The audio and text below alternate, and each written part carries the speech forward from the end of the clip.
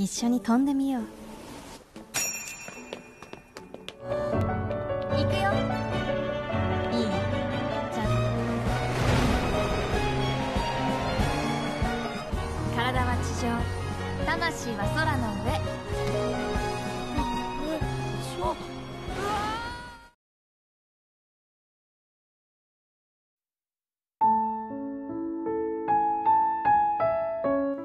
Kala itu di Jepang, ada sebuah urban legend tentang hantu yang muncul hanya saat musim panas. Maka disebutlah dengan sebutan hantu musim panas. Dan cara manggilnya adalah dengan cara menyalakan kembang api. Lalu di sebuah kafe terlihat 3 anak SMA yang sedang berbincang. Mereka adalah Tomoya, Ryo, dan Aoi. Tomoya, Ryo, dan Aoi bukanlah teman dekat, karena mereka hanya mengenal satu sama lain di dunia maya. Mereka berkumpul karena ingin bertemu dengan sosok Gossamer.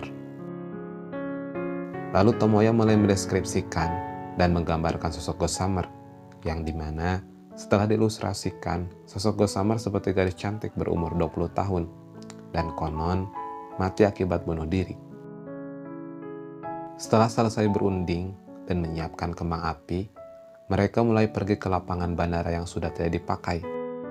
Di perjalanan, Aoi sempat menanyakan kepada Tomoya tentang alasan Tomoya yang ingin bertemu dengan Gossamer.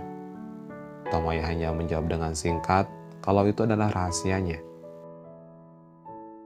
Setelah tiba, semuanya langsung menyalakan kembang api, berharap sosok Gossamer segera muncul. Namun sayangnya, hingga malam tiba, sosok Gossamer tak kunjung muncul. Sampai akhirnya, setelah menyalakan kembang api terakhir, akhirnya sosok Gossamer muncul.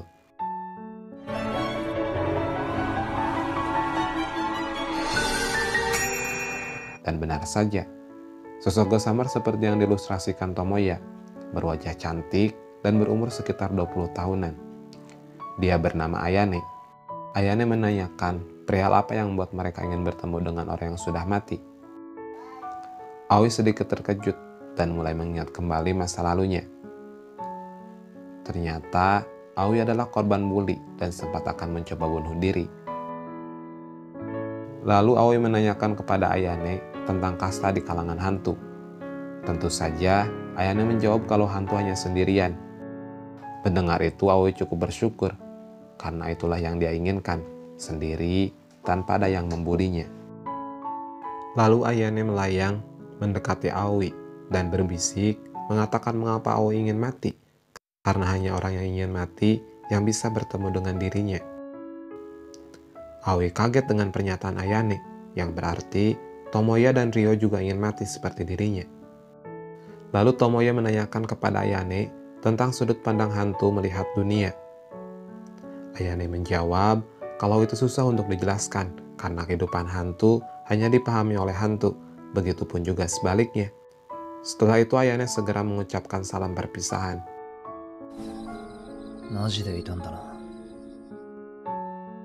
Keesokan harinya, terungkap alasan Ryo ingin segera mati.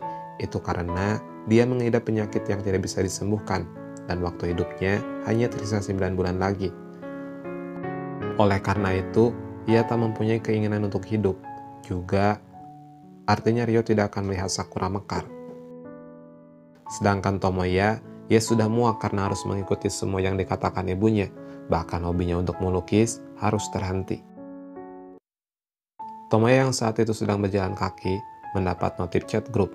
Aoi mengatakan, apakah hantu benar-benar ada? Lalu Tomoya memulai panggilan chat grup, tapi Tomoya segera mengakhiri panggilannya, mengatakan kalau dia sudah di dekat rumah, yang padahal saat itu Tomoya kembali menemui Ayane. Ayane mengajak Tomoya untuk terbang. Di situ, Ayane mulai membawa roh Tomoya ke atas langit.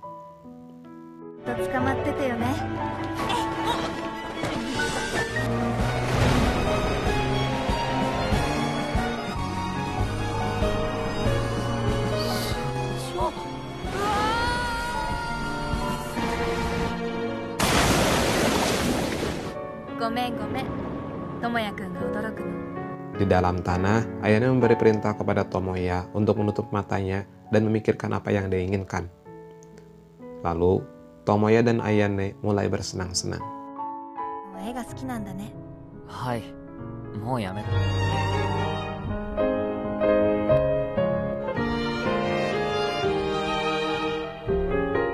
Sampai akhirnya, mereka berdua diam menikmati malam yang dihiasi lampu-lampu. Di situ Tomoya menanyakan alasan Ayane bunuh diri. Tapi Ayane menjawab bahwa dia tidak bunuh diri, melainkan dibunuh. Lalu Ayane mulai menceritakan kejadian ketika dirinya dibunuh sambil membawa Tomoya ke rumahnya dan memperlihatkan ibunya yang masih menunggunya sampai saat ini. Saat itu, Ayane sedikit bertengkar dengan ibunya. Karena itulah, saat hujan deras, Ayane pergi keluar, tapi tiba-tiba saja Ayane tertabrak. Di situ Ayane masih hidup, tapi si pengemudi yang tidak ingin bertanggung jawab memilih untuk membunuh Ayane dengan cara masukkan Ayane ke sebuah koper. Ingatan Ayane sebelum mati, yaitu dirinya mendengar suara kereta. Jadi sudah bisa dipastikan kalau jasad Ayane dekat dengan rel kereta. Ayane sempat mencari jasadnya, namun pencariannya dihentikan karena Ayane sadar meskipun bisa menemukan jasadnya, tidak ada yang bisa dia lakukan. Oleh karena itu, Ayane minta Tomoya untuk membantunya menemukan jasadnya. Tapi Tomoya hanya diam sambil melihat Ayane. Di keesokan harinya, Tomoya melihat lukisan waktu bersama Ayane, dan saat keluar, ibunya langsung minta Tomoya untuk masuk. Ibu Tomoya menginterogasi Tomoya karena tidak hadir les. Tomoya berbicara kalau akhir-akhir ini dia sedang mencari temannya.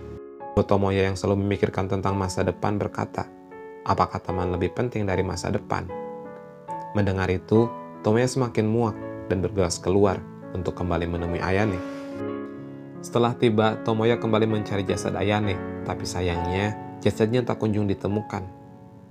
Tomoya meminta maaf kepada Ayane sebab belum menemukan jasadnya. Juga Tomoya memberitahu kalau dirinya akan segera masuk kuliah dan tidak akan sering menemuinya lagi.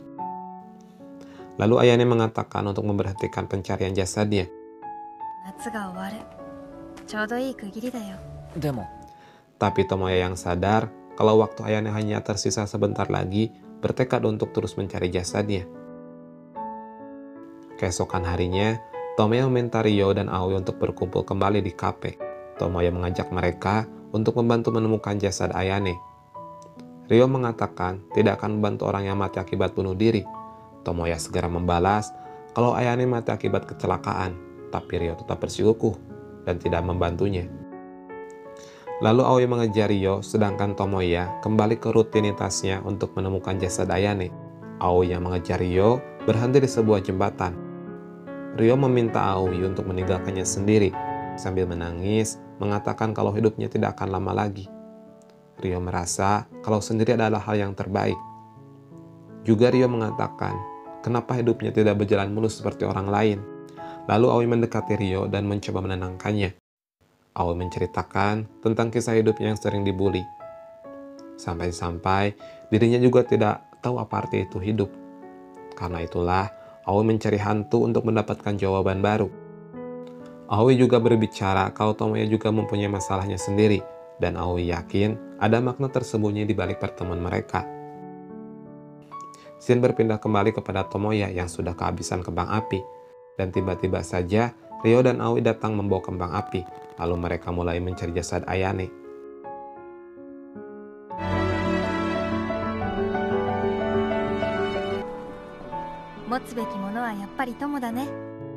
Setelah beberapa saat, Aoi menghampiri Ayane dan Tomoya, mengatakan kalau kopernya sudah ditemukan. Lalu Ayane segera menyentuh koper tersebut dan ternyata itu benar jasad Ayane. Ayane cukup bersyukur karena sekarang ibunya akan bisa tenang. Tomoya menanyakan kepada Ayane apakah Ayane akan menghilang setelah jasadnya ditemukan. Ayane menjawab dengan tersenyum kalau itu sangatlah mungkin. Aoi, Ryo, dan Tomoya segera ke tempat jasad Ayane berada. Tomoya melompat dari pagar dan segera menggali tanah.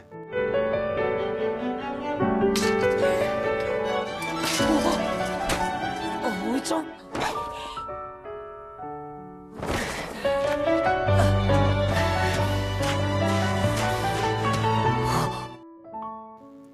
Setelah koper terlihat, saat Tomoya hendak menyentuh koper, tiba-tiba saja rohnya kembali masuk ke dunia lain. Aoi yang melihat Tomoya diam mematung, mencoba untuk memanggilnya, tapi Tomoya tetap diam. Tomoya diajak Ayane untuk meninggalkan dunia nyata, dan saat Tomoya akan terbawa, Tomoya mendengar suara Ryo. Itu membuat Tomoya sadar dan berniat keluar dari tempat tersebut, tapi Tomoya terus terpental.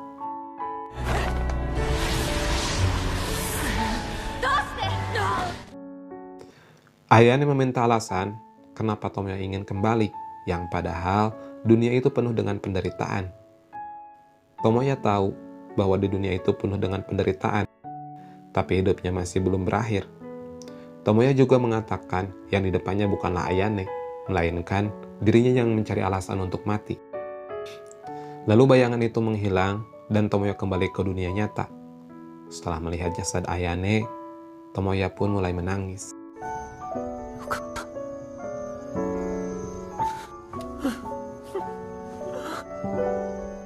ありがとう。見つけてくれて。 Lalu paginya, Tomoya mengirim kalung Ayane kepada ibunya. Musim ke musim terus berlalu, sampai kembali lagi ke musim panas. Ya, mereka melakukan ritual kembang api lagi, tapi yang mereka panggil sekarang adalah Ryo, karena Ryo telah meninggal. Ryo sangat mensyukuri hidupnya karena bisa bertemu dengan Tomoya dan Aoi. Juga ia bisa mematahkan apa yang dikatakan dokter, dan bisa melihat Sakura mekar. Tomoya menceritakan kehidupannya yang sekarang, yang dimana dirinya lebih bisa mengekspresikan keinginannya dan bertekad akan menjalani kehidupan yang sesuai dengan apa yang dia inginkan. Sedangkan Aoi, sekarang Aoi berani melawan orang yang membulinya, dan kehidupannya pun menjadi lebih baik. 二人なら全部なんとかなるよ、友也。葵ちゃん、頑張って生きろよ。 Hidup memang kadang tidak sesuai dengan apa yang kita inginkan. Kita pasti pernah berpikir, kenapa dunia selalu tidak memihak kepada kita? Tapi percayalah, di segala sesuatu pasti ada hal baik yang terselip, yang mungkin kita tidak sadar akan hal itu. Jadi jalanilah hidupmu meskipun itu terasa berat, karena hidup itu sebenarnya sederhana, hanya saja kita yang selalu membuatnya terasa sulit. Kita juga pasti pernah berpikir, kenapa hidupku tidak seperti si A? Yang padahal, setiap orang itu mempunyai masalahnya masing-masing. Seperti hanya kita melihat pemandangan sawah, dari jauh terlihat indah. Tapi saat kita mencoba memasukinya, saya yakin tidak akan 100% dengan apa yang kita ekspektasikan. Jadi itulah Mopi Anime Summer Ghost. Semoga kalian terhibur dan terima kasih yang sudah menonton sampai akhir. Sampai bertemu di video selanjutnya.